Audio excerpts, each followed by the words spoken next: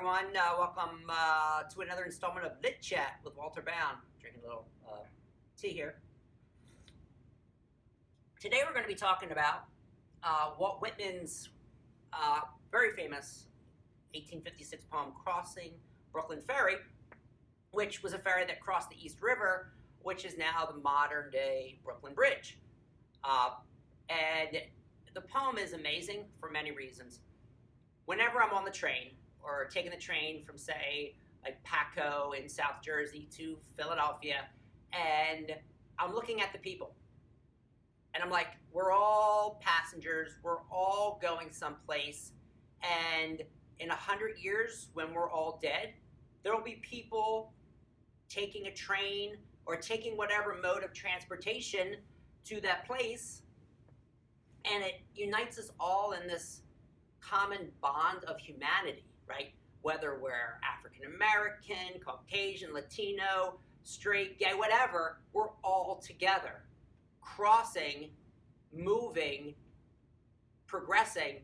And what Walt Whitman does in this fantastic poem is he's speaking to us from the past, saying, here you are, I know you'll be reading me, and the same emotions, the same thoughts that you have now living, I had when I was here crossing, right? And of course, the seagulls are flying. When I take the ferry from Staten Island to the Battery in New York, the Staten Island ferry, right? I see the same seagulls. Are they the same seagulls? No. But are they seagulls? Yes. And they're still flying. It reminds me of Keats's Ode to a Nightingale, right? Keats is dying, but the nightingale's song is eternal. That same song is still with us, right? We can still hear a nightingale. The seagulls are still flying. The waves that he mentions in the poem, the tides rise, the tides fall, the sun also rises. This whole concept of the passing of time, but time that is not necessarily, like a line, but we're all in the same kind of time field. And it's very difficult to understand. And maybe I'm not doing such a good job at understanding it. But the idea that there's these crowds of men attired in costumes, different costumes from the 19th century. We're wearing maybe some similar stuff, some different stuff, but it's the human nature, right? It's the humanity that does not change. It's our mode of transportation, but we still take ferries, we still take trains, right? We still use, there wasn't automobiles, but it's that idea that he connects with his fellow human beings. Crossing Brooklyn Ferry by Whitman reminds me of the Gerry and the Pacemakers. I think the one hit they had, remember back at they were like the rival of the Beatles, believe it or not, from Liverpool around the same time, 1862, 1863. So ferry, cross the Mersey, 'cause this land is where I love, and here I'll stay. Sorry about that, but it's the same idea. They're crossing a ferry across the Mersey, just like Whitman is crossing a ferry from Brooklyn to Manhattan. And if you listen to that Gerry and the Pacemakers song, it's the same theme. It's the same idea that we have of crossing, moving, going from place to place, from threshold to threshold, new life to another life, and the idea of the eternity of the crossing and the waves and the gulls and the city. Manhattan is still there. Liverpool is still there. The people are different, but the places are there. All right, so let me share with you what he's doing here, addressing the reader directly. He says, what is it then between us? What is the count of the scores or hundreds of years between us? When I'm dead and someone else is reading this poem, there's another teacher in room 605, and it's the year 2100, 2200, it doesn't matter, right? Because it's the same human drama that will pass on to the next generation. Whatever it is, it doesn't matter, he says. Distance avails not, place avails not. I too lived in Brooklyn. The hills were mine. I'm paraphrasing. I too walked the streets of Manhattan Island and bathed in the waters around it. I too felt the curious, abrupt questioning stir within me. Just as you are questioning the meaning of your life, what amid these, O me, O life, Whitman says in his famous poem, O me, O life, he says, why am I here? Well, you're here because you exist. You have an identity.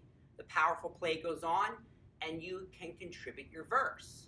And Robin Williams, as the teacher in Dead Poets Society, famously says, what will your verse be? Well, we know Whitman's verse, but he speaks to us very, very directly, and it's very, very personal. Right? And he says, in the day, among crowds of people, sometimes they came upon me. In my walks home late at night, or as I lay in my bed, they came upon me. I too had been struck from the float, forever held in solution. I too had received identity in my body. The body is equal to the soul. That I knew was of my body, and what I should be, I knew I should be of my body.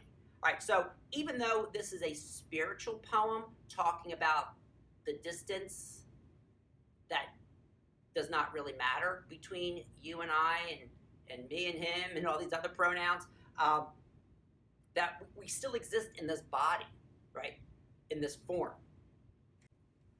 Then in the last section, and there's 9 sections here, all very different in its, some are very descriptive, imagistic modes, where he's describing the ocean, the waves, the gulls, or Manhattan.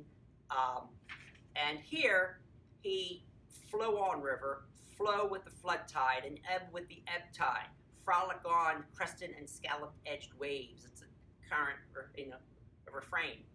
Gorgeous clouds. And he says, sing out, voices of young men, loudly, musically call me by my highest name. Live, old life. Play the part that looks back on the actor or actress. Play the old role, the role that is great or small according as one makes it. Consider, you who peruse me, those who are reading this poem, whether I may not in unknown ways be looking upon you. It's almost like he sees us in the future and can identify with us and say, you are playing a role just as I play a role, right? And then this looking back. So it's really a whole poem of movement, moving from one identity to another identity, from across the East River, from, say, Brooklyn to Manhattan.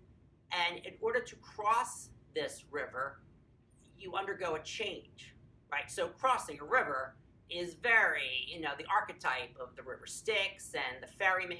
And, this is a huge thing, all right? Crossing a bridge.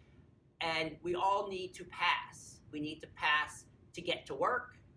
We need to cross a bridge to get to Philly. We need to get to a train to get to New York. I need to cross into death from this life to the next life, from one threshold to the next, from bachelorhood to being married, from being married to widowhood, all of these transitions. And whatever part you're playing, play it well, right? And look solidly ahead, because what is coming next for you, and also, who is behind you. And this whole idea of this knit of humanity that Whitman does so well. And when you listen to a professional poet read this poem, and there's many on YouTube who can do a much better job than I can, it gives me this aesthetic chills, right? It just gives me this, like, I just feel it and I get all goosebumpily, as if Whitman is speaking to me in my ear, and then you get those like goosebumps, right? I think it's called aesthetic chills. So much more to talk about, but hopefully this encouraged you to look at Whitman's 1856 poem, Crossing Brooklyn Ferry. And the next time you are on a train, on a ferry, on an airplane, look at all these people around you, right? They're a lot like you, right? They might look different. They might speak different. They might, be wearing a different costume, but they're all human beings, right? And they're all going, and they all have similar questions about life. They all have similar fears, worries, anxieties, loves, hates, and the powerful play goes on, right? And Whitman teaches this and shares this with us, just like we get from Ecclesiastes from the Bible. Thank you for listening. Take care. Bye-bye. And consider subscribing.